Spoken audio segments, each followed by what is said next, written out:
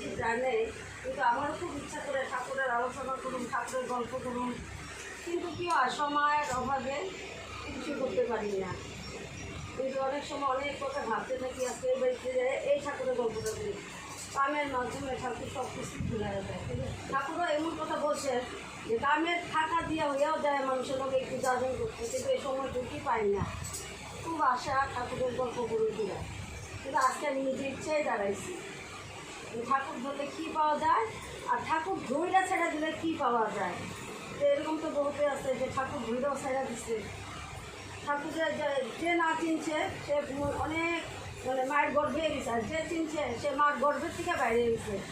কিসের জন্য? অনেক আছে যে মানুষকে বলতে বলতে মুখে দেখা যায়, কিন্তু ঠাকুরের কাজ করতে চায় না।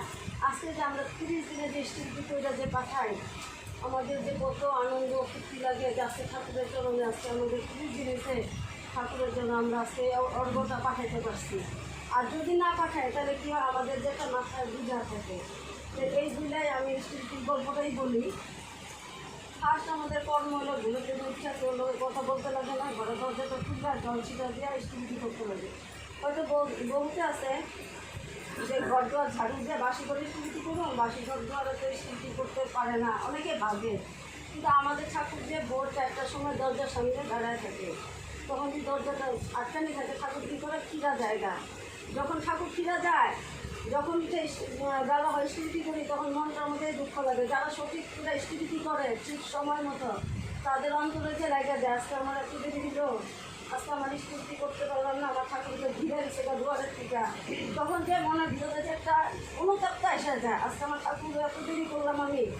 আর যদি আমরা সময় মতো উচ্চা স্মৃতিটা করি, মনটা যে এত আনন্দ ফুর্তি, ওরা কই যাবো না যেমন দিশা পাই না। কিসের জন্য? সকাল সন্ধ্যা ঠাকুরের কাছে প্রার্থনা করতে, আমরা তো ঠিক মতো প্রার্থনাও করি না। আর বিকালের প্রার্থনা ঠিক মতো করি, সকালে তো ঘুমই ভাঙে না। ওই স্মৃতি করার পরে তার আগে কিছু নাম ধ্যান করি, তখন মনটা যে মাথাটা ঠান্ডা হয়ে যায়। আবার তারপরে স্মৃতি করার পরে যে একটু 10 মিনিট নাম ধ্যান করি, তখন ভাবি নাম ধ্যান করার আগে আমার এই কাজ আছে সেই কাজ আছে ভাবতে থাকি। তো নাম ধ্যানটা কী হয়, ঠাকুরের ধ্যানের দিকে মন যায় না, তখন মনটা কী হয়, চঞ্চল হয়ে যায়। এই জন্য ভোরবেলা স্মৃতি করার সময় যদি নাম ধ্যান করি, তখন মনটা যে একদম স্থির হয়ে বসে যায়। আজকে আমি কিছুদিন ধরে আমি নিজেই সঠিক করে নাম ধ্যান করি না, কিন্তু আমার মনটা যে উদাস উদাস পাগল পাগল হয়ে গেছে। আর আমি যখন ঠিক মতো সময় মতো আমি নাম করি, তখন আমি নিজেদের নিজের ভাব করতে পারি, ঠাকুর তুমি আজকে তো আমার সাথে আসো, আজকে আমার তাহলে এই কাজটা সঠিক হয়েছে, ঠিক মতো হয়েছে, নিজের একটা শক্তি থাকে। আর মাথায় যে তখন যেদিন আমার নাম ধ্যান না হয়, কম হয়, সেদিন যে মনটাই যেন কীরকম থাকে, যারা তাদের খারাপ কথা বইলা দিই। কিন্তু আমি যে কত সময় খারাপ কথা বইলা অনুকষ্ট করি, ঠাকুর আমি কথাটা কেন বললাম, আমার তো বলা উচিত হয় নাই। কিন্তু কী হয়, নাম ধ্যান করলে মাথাটা যে ঠান্ডা থাকে। আর নাম ধ্যান যারা না করে তারপর মাথাটা যে গরম হয়ে থাকে, আমার মাথাটা কিসে গরম হয়ে যায়, কারণ আমার নাম ধ্যান যে কম, সময় মতো বসতেও পারি না, তলার মধ্যে যা একটু নাম স্নান করি।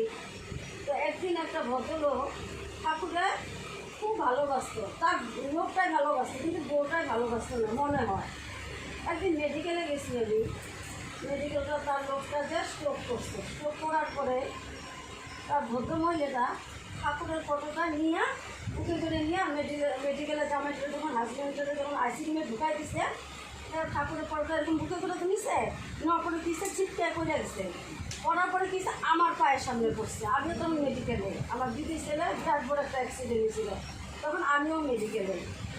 পড়াতে তো আমি তাকাইছি, চাষ করে কিসে শব্দ হইল, দেখি ঠাকুরের ফটোটা পইরা ভেঙে গেল। ভাঙার পরে তখন আমি ফটোটা এরকম করে উঠাইছি, উঠাইয়া দিদি তুমি কই থেকে আসছো? ও আমি জোরহাট থেকে আসছি, আমার স্বামীটা এরকম বিরাট সিরিয়াস হয়েছে। আমি না এই ঠাকুরের দিকটা দিচ্ছি, আমি কোনো জিনিস টিভিতে করি না, নাম ধ্যান করি না। তখন আর কি আমি মেডিকেলে আমি বললাম, শেষ সময় তুমি এই ঠাকুর নিয়ে দৌড়াদৌড়ি করবে না, তোমার মনের ভিতরে তো ঠাকুর জাগলেই নাই, তো তুমি ফটোটা কেন উপলক্ষ নিয়ে এসছো? তো উপলক্ষ তো তোমার ফটো তো কিছু করতে পারবো না। তুমি যদি মনের ভিতর থেকে তাকে ডাকতা, তার নাম করতা, তার সময় মতো স্মৃতি করতা, তাহলে তো তুমি উদ্ধার করতা। তা আমার স্বামীরা করতাম, স্বামীরা করতেও বউ ঘুমাইতা। আমি এরকম করেই কথা বলি মানুষের। তা তুমি ঘুমাইছো, তোমার স্বামী করছে, তখন তোমার এই মেডিকেলে তুমি ফটো নিয়ে এসছো, ফটো নাকি স্বামীর মাথার সামনে দিবা না কী করবা? কী করুন দিদি, কিছু করার উপায় নাই, এগুলো সুন্দর করে উঠাও, একটা কাগজের মধ্যে রাখো, পরে নিয়ে ঘরে কোনো জায়গায় কোনো একটা ব্যবস্থা করি।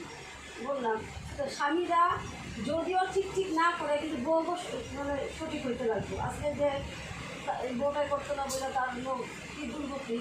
তা আমরা অনেক সময় চিন্তা করি যে আমাদের ঘরের লোকগুলো ঠিক করতে পারি না, আমার স্বামীদের আমি নিজে ঠিক করতে পারি না, কিসের জন্য? যার জন্য কমে, যার জন্য কমের জন্য আজকে আমার ঘরটা আমি ঠিক করতে পারলাম না। আজকে 6-7 বছরে আমি প্রস্তুতি নিয়েছি, নেওয়ার পর আমি ঠিক করতে পারি না, আমার ছেলেটাকেও পারি না। আমার যে বহু দুঃখ লাগে। ঠাকুরের কাছে সবসময় খালি কই, ঠাকুর আমি যে ওদের কত মিষ্টিমুখী করে তোমার কাছে দিয়ে যাবে, এটুকু শক্তি সাহস দাও।